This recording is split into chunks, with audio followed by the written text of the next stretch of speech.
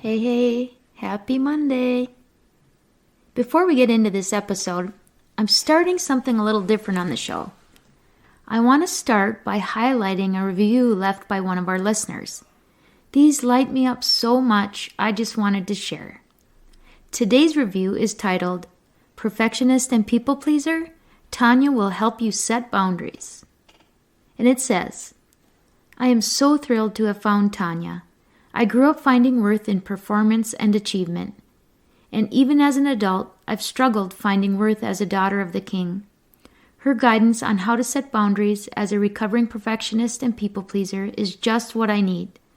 I appreciate her vulnerability and transparency as she lives out the calling God has put on her life. Sincerely, Emily at Mom's Overcoming Overwhelm podcast. Emily, thank you so very much for leaving that review. It just blesses me so much. You guys, these are such a blessing to me. I would love it if you would do me the honor of leaving me a rating and review on Apple Podcasts, and maybe yours can be featured on the show too. Just go into the podcast app, scroll to the bottom of the list of most recent episodes until you come to a section that says ratings and reviews. There you can tap the 5 stars to rate and then scroll a little further to where it says write a review. Click on that little link, leave me a review, and click send. Truly, this is the only way I know if and what you are enjoying on the show. And it also makes it easier for other people to find the show. And one last thing, if you haven't yet subscribed, be sure to follow or subscribe to the Grace-Filled Leader podcast so that you never miss an episode. Okay, now on to the show. So this is going to sound kind of weird, but today's episode was inspired by a whistle. Yep, that's right, a whistle. You know, the kind your gym teacher or sports coach wore around their neck as they had you running killers up and down the court at practice. I'm sure you're thinking, what the heck does that have to do with a podcast about leadership? Well, stay tuned and you'll find out. Welcome to the Grace-Filled Leader podcast. Do you want a better work-life balance? Do you get stuck in patterns of perfectionism and people-pleasing? Have you always been an overachiever, but really never felt good enough no matter how much outward success you achieve? Hi, I'm Tanya, a wife, mom, leader, and Jesus lover. For most of my life, I tried to find worthiness through achievement.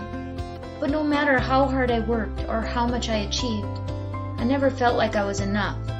I was left burned out, empty, and exhausted. I had no time or energy for myself or my family. I needed balance. I needed peace. I finally started to live like an unconditionally loved daughter of the King, saved by grace.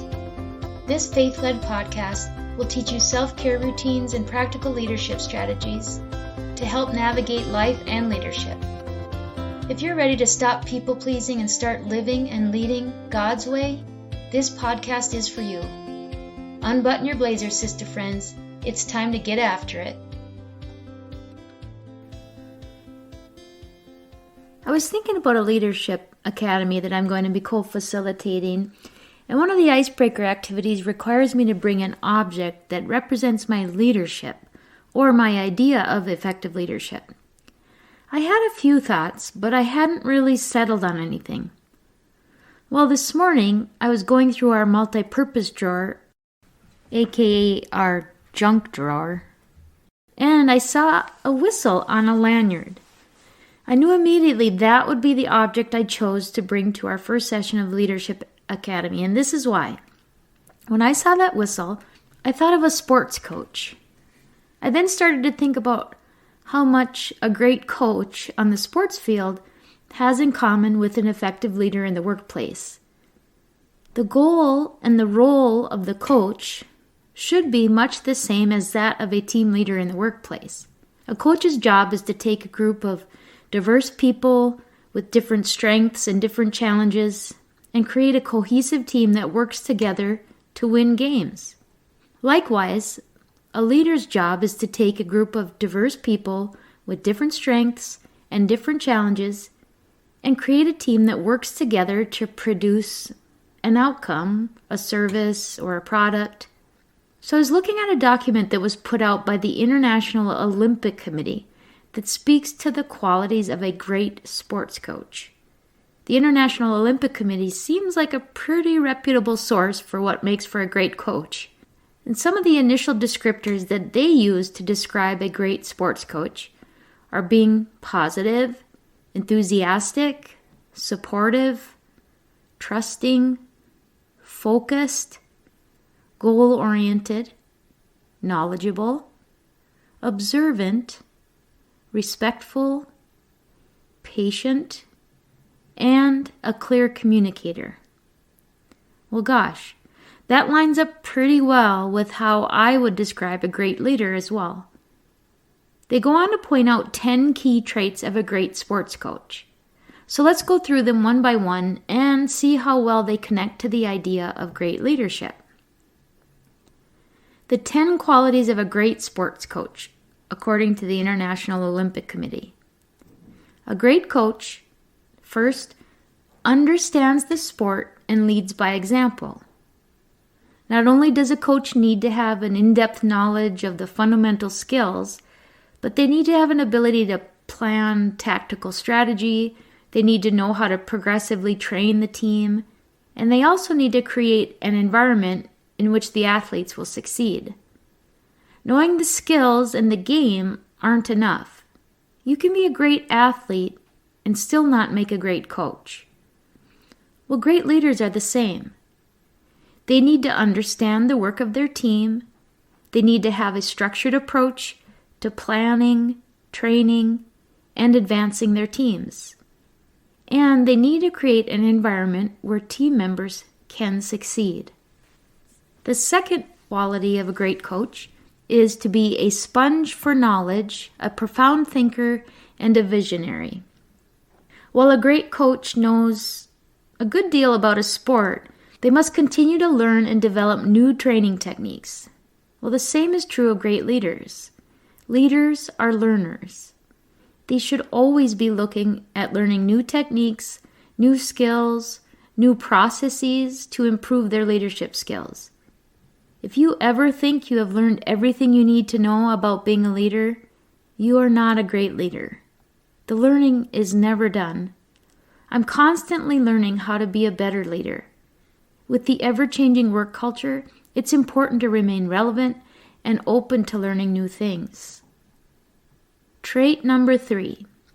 A great coach shares knowledge and educates others. Coaches are learners and they're sharers of knowledge that will help their team members understand how to perform at their highest potential. They seek to understand other points of view and to gain knowledge that will improve their own performance. The more an athlete understands the why behind what they are being asked to do, the more likely they are to commit to the training. Well, the same is true of employees. A great leader shares knowledge that will help team members function at their best, and they share the why behind what they are doing and around decisions that are made for the team. A great leader has the courage to share knowledge and to be willing to learn from others. Trait number 4. A great coach is highly energized and is a motivator. A successful coach is able to motivate team members and create enthusiasm. They have fun with their team members.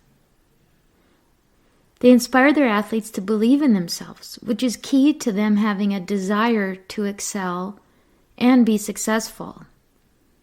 A great coach focuses on performance versus outcome, teaching team members to focus on what they can control, their own attitude, their own effort, and the training that they put in. While a great leader seeks to inspire team members to want to do their best by helping them see the value they bring to the team, by encouraging them, and by helping them to build on their strengths, very much like a coach. The 5th trait of a great coach. A great coach knows the athlete and values and respects that relationship. Being aware of differences among individuals is an important aspect of good coaching and good leading. Different people respond in very different ways. So it's very important to understand the individuals on your team and modify your approach accordingly if you want to be successful in helping people feel seen, heard, and valued. It's also very important to know who they are off the court or outside the workplace, the things that truly motivate them. For most of us, that's our families. As a leader, seek to know and connect with your people on an individual level.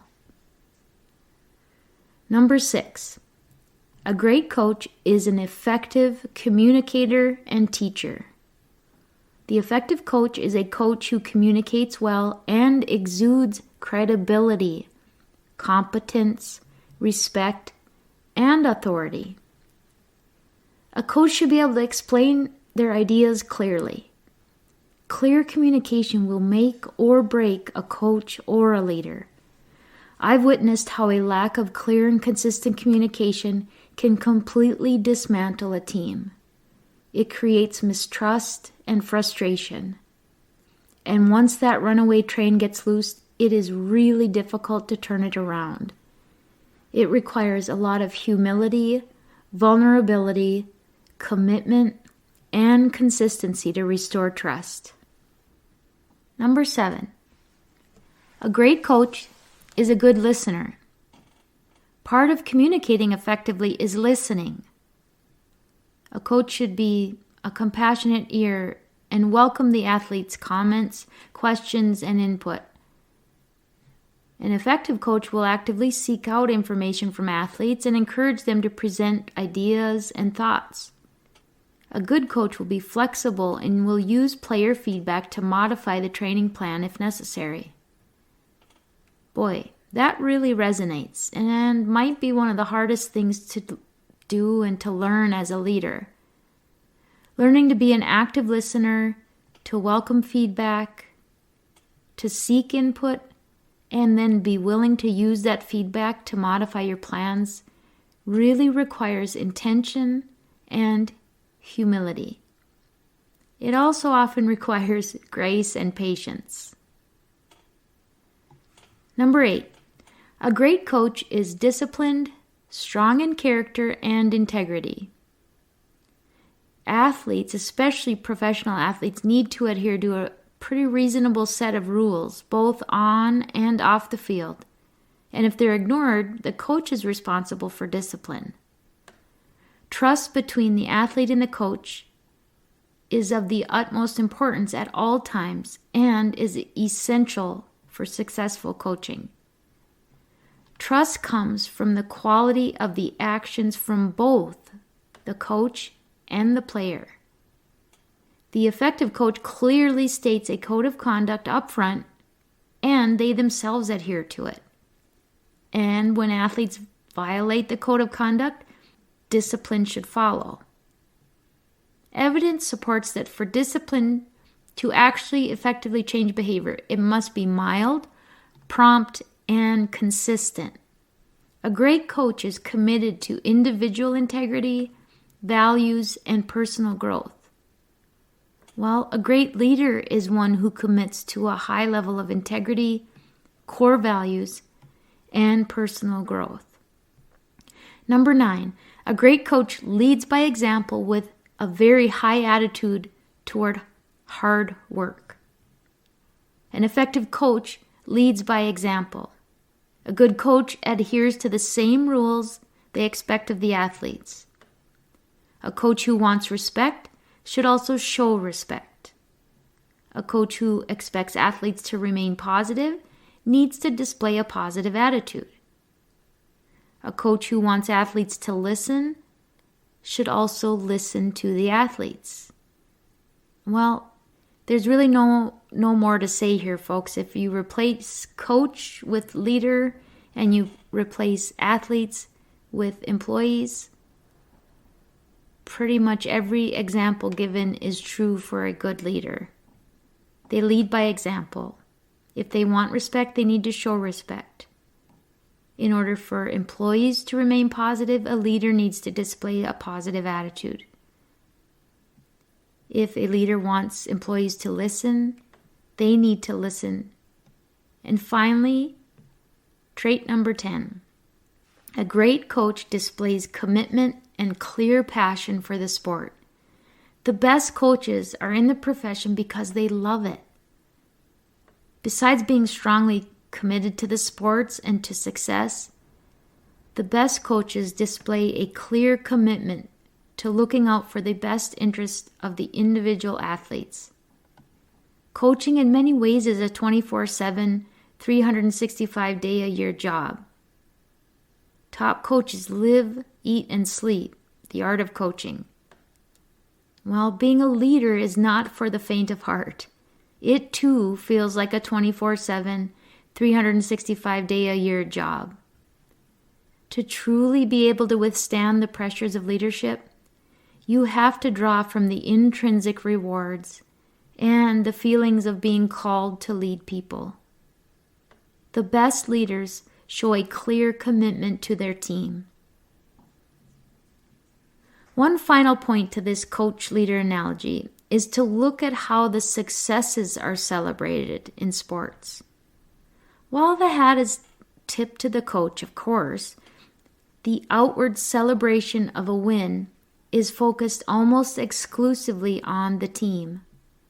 A great coach will highlight the performance of their team over themselves. I would say the same is true about a great leader. A great leader does not seek individual recognition for the success of their team. They seek to celebrate and highlight the performance of their team. So just a quick recap of the 10 qualities of a great leader, adapted from the 10 qualities of a great sports coach. A great leader understands the work and leads by example. A great leader is a continuous learner, thinker, and visionary. A great leader shares knowledge and educates others. A great leader is energized and is a motivator. A great leader knows their team members, values and respects that relationship. A great leader is an effective communicator and teacher.